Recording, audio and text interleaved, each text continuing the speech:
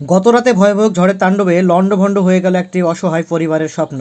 ঘটনাটি ঘটেছে সাগরপাড়া থানার খয়নাবাড়ি অঞ্চলের হরকৃষ্ণপুর এলাকায়। ঝড় উঠল লাগছেন দিয়ে কিছুক্ষণ বাদ দিয়ে অমনি ওদিক থেকে ঝড় এসে, পশ্চিম থেকে ঝড় এসে অমনি ঝাপটা দিয়ে গোটা বডি নিয়ে এদিকে ফেলে দিয়েছে। চিৎকার করছে, আমি বাঁচাও, আমাকে বাঁচাও, আমি মরে যাচ্ছি, বাঁচাও। তো কেউ তো ঝড়ে শুনতে পাচ্ছে না, বাঁচাতেই হবে। দিয়ে অমনি চোখের তলে ঢুকে পড়েছে। আর অমনি ওখানে টেবিল ছিল, টেবিল আঁকাবাক্কিরি ফেলে পড়ি। এই তো আমার হাত মাত খামুই। আমার ছেলে মেয়ে নেই, আমি একাই। আর আমার স্বামী এই বর্ধমানে ধান কাটতে গেছে। পাছে ওই ছেলেরাই আমাদেরকে হেল্প করছে।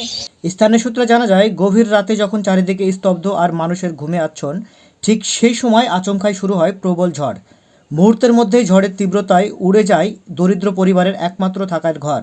বাড়িতে একা থাকা অসহায় ব্যক্তি প্রাণ ভয়ে চিৎকার করলেও প্রথমে কেউ সাড়া দেয়নি। শেষ পর্যন্ত বাধ্য হয়ে পাশের বাড়িতে গিয়ে আশ্রয় নিতে হয় তাকে। কাটতে কাটতে থরথর কাটতে ও বুবু আমাকে বাঁচাও, আঁকা বাঁকা দূর খুলে দিয়ে দেখছে তো ভিজে টিজে সরোবর।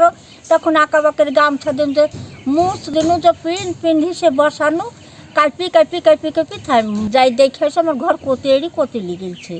তা আমি তার নামতে পারলো না, আসতে পারলো না। সব ছেলে পিলে আলো দেখলো, দেখি দেখুন ঘর উড়ে দিয়ে কিনে বসে তুইছে। এই ঘর বাড়ি ছেলেটা করি বাড়ি ঘর পালো না, খালি বিদেশি থাকে। করছে তো ভালোই তো করছে, ছেলে সাথে সাথে সব তুলি করলো। একবারে এখানে পড়ছিল ঘর। সবচেয়ে বেদনাদায়ক বিষয়, এত বড় বিপর্যয়ের পরেও এখনো পর্যন্ত মেলেনি কোনো সরকারি সাহায্য। অসহায় পরিবারটির দিন কাটাচ্ছে চরম অনিশ্চয়তায়। তবে মানবিক দৃষ্টান্ত স্থাপন করেছে সাহায্যের হাত স্বেচ্ছাসেবী ফাউন্ডেশন। তারা ইতিমধ্যে ক্ষতিগ্রস্ত পরিবারটির পাশে দাঁড়িয়েছে, ভেঙে যাওয়া ঘরটিকে পুনর্নির্মাণের উদ্যোগ নিয়েছে। এই ঘটনায় আবার প্রশ্ন উঠেছে, প্রাকৃতিক দুর্যোগে ক্ষতিগ্রস্ত মানুষের পাশে দ্রুত প্রশাসনিক সহায়তার পৌঁছানো কি সম্ভব নয়?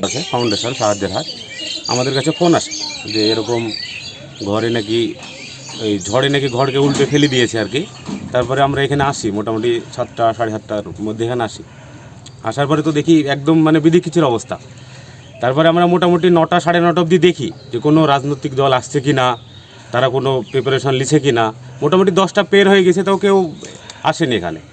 তো তারপরে আমাদের সংস্থা ছেলেপিলি মানে করি, আমাদের সংস্থাতে কিছু থাকে আর কি, ফান্ডে টাকা, সেই টাকা দিয়ে আমরা এই কাজটা যাতে মহিলাটা একটু মাথা লুকানোর মতো জায়গা হয় সেটা করার জন্য আমাদের উদ্যোগ আর কি। আর আরেকটা আমার কথা, প্রত্যেকটা রাজনীতি দলকে, সিপিএন, কংগ্রেস, টিএমসি সব দলকে বলছি যে আপনারা ভোটের ঠিক আগেই বাড়িতে এসে কড়া নাড়েন, অথচ এই ভোট শেষ হলে আপনাদের ভুলে যান। আপনারা কেউ আসলেন না এই বাড়িটায়, আপনারা কি রাজনীতি করছেন?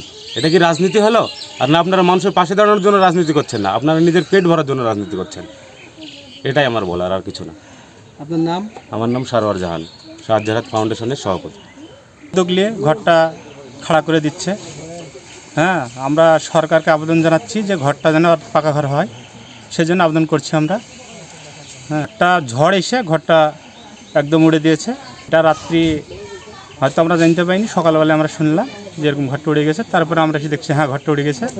তারপরে লোকজনকে ডেকে নিয়ে আসলাম, নিয়ে এসে তো কাজ আমরা শুরু করেছি।